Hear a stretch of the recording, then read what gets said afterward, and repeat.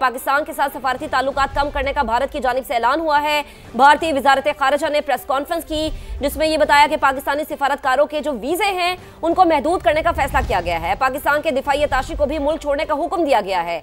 भारत ने पाकिस्तान के साथ सिंध तास मुआहदा मुअत्तल कर दिया है। तमाम पाकिस्तानियों के भारतीय वीजे कैंसिल कर दिए गए। भारत में मौजूद पाकिस्तानियों को 48 घंटे में मुल्क छोड़ने का हुक्म दे दिया। यही नहीं, वाहगा अटारी बॉर्डर भी बंद करने का ऐलान किया गया। मकबूजा कश्मीर में फॉल्स फ्लैग के बाद भारत की एक और मकारी, भारत का पाकिस्तान के साथ सिफारती ताल्लुकात कम करने का ऐलान। पाकिस्तानी सिफारतखानों के वीजे महदूद करने का फैसला किया गया है और पाकिस्तान की दिफाई अताशी को भी मुल्क छोड़ने का हुक्म दिया गया है। भारत ने पाकिस्तान के साथ सिंध तास मुआहदा भी मुअत्तल कर दिया। तमाम पाकिस्तानियों के भारतीय वीजे कैंसिल कर दिए। भारत में मौजूद पाकिस्तानी को 48 घंटे में मुल्क छोड़ने का हुक्म दे दिया गया है। भारत ने वाहगा बॉर्डर बंद करने का भी ऐलान कर दिया। भारत ने पाकिस्तानी एयरफोर्स और नेवी के अताशियों को नापसंदीदा शख्सियत करार दिया।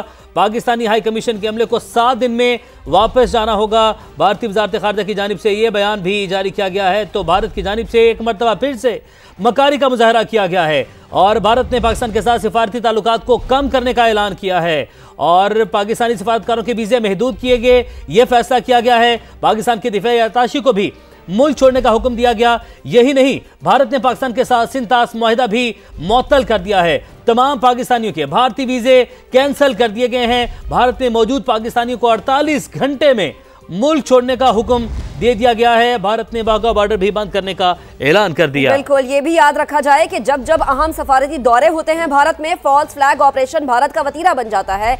माजी की मिसालें हमारे सामने मौजूद है और जो ये कल का पहलगाम का वाकया हुआ है उसमें कश्मीरी खुद ये सवाल कर रहे हैं कि कहाँ है वो 7 लाख फौज जो कि कश्मीर में नाफिज की गई। जब पहलगाम का वाकया हुआ तो क्यों नहीं सामने आए? उसके चंद ही मिनट के बाद भोंडी ट्वीट्स की जाती हैं, उसके चंद ही मिनट के बाद पाकिस्तान पर इल्जाम लगा दिया जाता है। ना कोई तहकीक, ना कोई तस्दीक और इल्जाम थोपा जाता है सिर्फ पाकिस्तान के सर पे।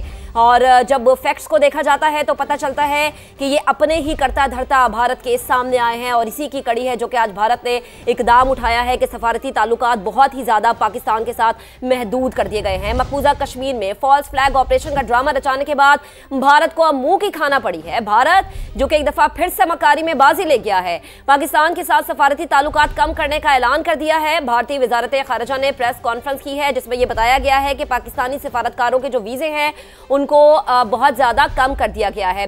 सीनियर एनालिस्ट हमारे साथ मौजूद हैं मोहम्मद अली साहब, उनको शामिल गुफ्तगू करते हैं। मोहम्मद अली साहब, बेहद शुक्रिया वक्त देने के लिए।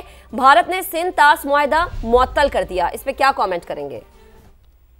देखिए, 3 पहलू है। पहली बात तो ये है कि ये सिंध तास मुआहदा जो है ये सिर्फ 2 ममालिक के दरमियान 2 तरफा मुआहदा नहीं है, बल्कि ये जो वर्ल्ड बैंक है उसने ब्रोकर किया था और उसके अग्रीड टर्म्स एंड कंडीशन के और जमानत के ऊपर ये दोनों ममालिक के दरमियान पानी की तकसीम का ये तकरीबन 60 साल पुराना मुआहदा है जी।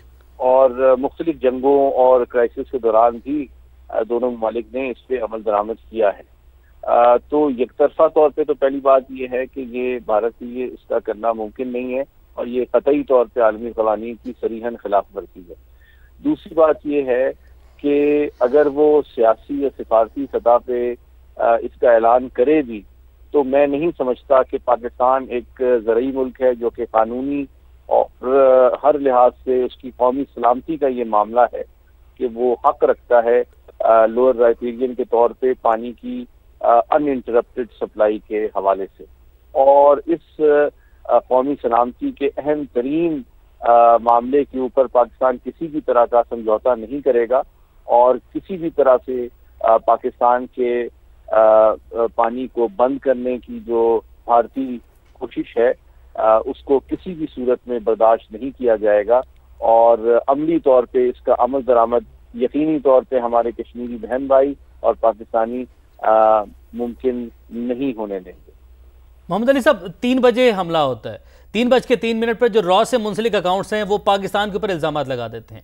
एक तो ये जल्दबाजी, अब ये सबूत पूरी दुनिया क्या नहीं देख रही और पाकिस्तान को क्या करना होगा, ये सबूत किस तरीके से अब दुनिया को दिखाएं, हम कैसे जाकर बताएं?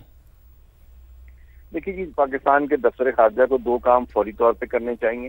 पहली बात तो ये है कि हमारे जो वजीर खारजा हैं उनको मैं चाहता हूँ कि वो فوری طور پہ جو 5 بڑی طاقتیں ہیں اس میں اپنے ہم منصب کو فون پہ اعتماد میں لیں اور بھارت کی جو پوری فالس فلیگ آپریشن کی تاریخ کے حوالے سے بھی بتائیں اور یہ بھی باور کرائیں کہ کسی بھی عالمی ادارے کی انویسٹیگیشن کے بغیر اس قسم کی الزام تراشی کسی بھی طرح سے عالمی امن اور سلامتی اور قوانین کے ضابطوں کے مطابق نہیں ہے.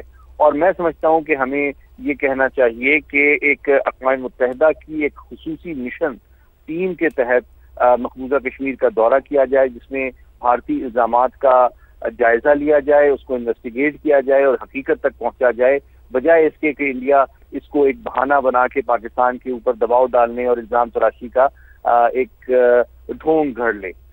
تیسری بات یہ ہے کہ ہمیں اقوام متحدہ کی, چونکہ ہم اس وقت نان پرماننٹ سیکورٹی کاؤنسل کے ممبر بھی ہیں, تو ہمیں ہنگامی اجلاس بلانا چاہیے کیونکہ ورلڈ بینک اقوام متحدہ کا ایک ذیلی ادارہ ہے جس کے تحت تمام مستقل اور نان مستقل جو اقوام متحدہ کے سیکورٹی کاؤنسل کے ممبران ہیں ان کے سامنے بھارت کی اقوام متحدہ کی تمام قراردادوں کی خلاف ورزی اور موجودہ جو انڈس واٹر ٹریٹی ہے اس سے یونیلیٹرل اس کی جو وائلیشن ہے اس کے حقائق دنیا کے سامنے رکھنے چاہیے, جس سے یہ ثابت کیا جائے کہ نہ صرف یہ کہ بھارت اس خطے اور عالمی امن کے لیے بڑھتا ہوا خطرہ ہے بلکہ پاکستان اپنی قومی سلامتی کے تقاضوں کے تحت اپنے دفاع اور خود مختاری کے لیے ہر اقدام اٹھانے کا حق محفوظ بھی رکھتا ہے اور اس کو استعمال کرنے کی صلاحیت اور ارادہ بھی رکھتا ہے. بالکل علی صاحب, بالکل ٹھیک فرما رہے ہیں آپ. یہ بھی کہے گا کہ بھارت آپ کو جنگی جنون میں مبتلا نظر آ رہا ہے کیونکہ بھارت نے واگا بارڈر بند کرنے کا اعلان کیا, پھر پاکستانی ایئر فورس اور نیوی کے اتاشیوں کو ناپسندیدہ شخصیت قرار دے دیا,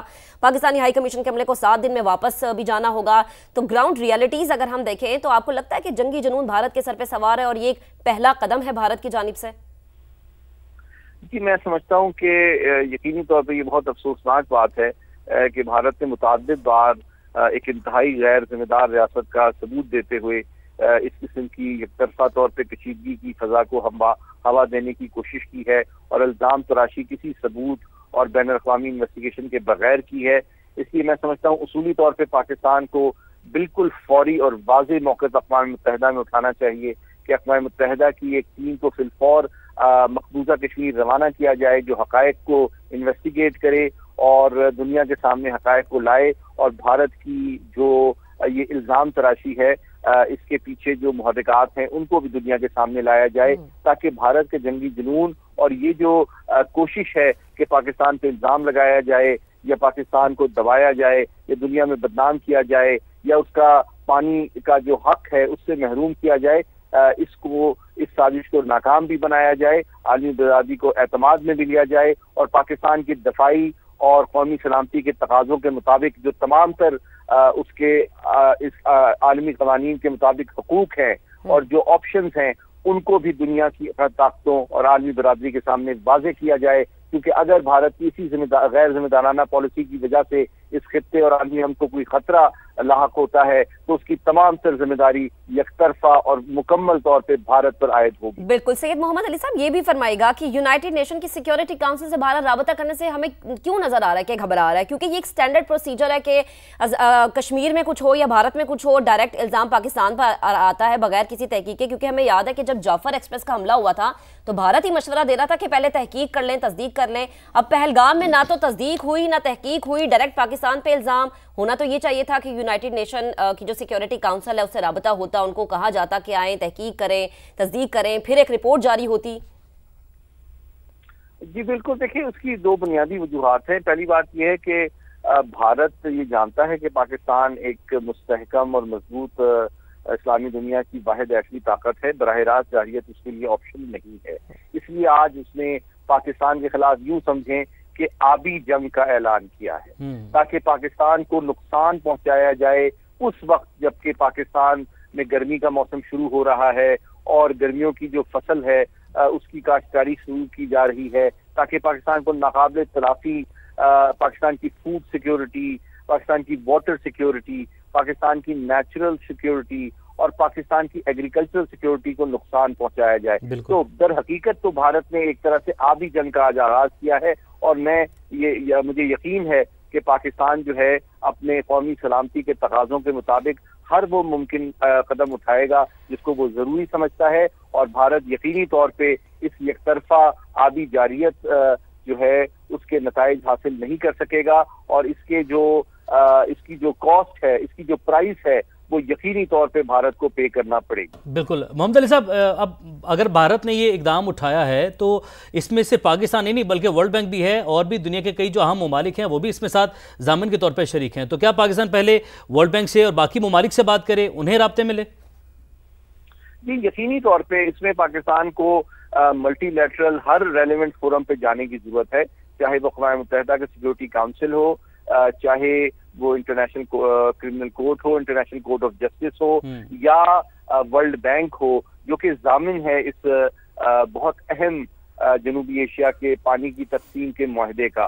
تو یقینی طور پہ یہ وہ تمام معاملات ہیں جس کو پاکستان کو اگریسیولی آپ سمجھیں اگریسیولی پاکستان کو ریئیکٹ کرنا چاہیے، یہ رابطے کرنے چاہیے اگریسیولی، جس طریقے سے بھارت نے ایک رویہ اپنایا ہوا ہے، پاکستان بھی اگریسیو ہو کر ہی پہنچے تمام فورمز پر؟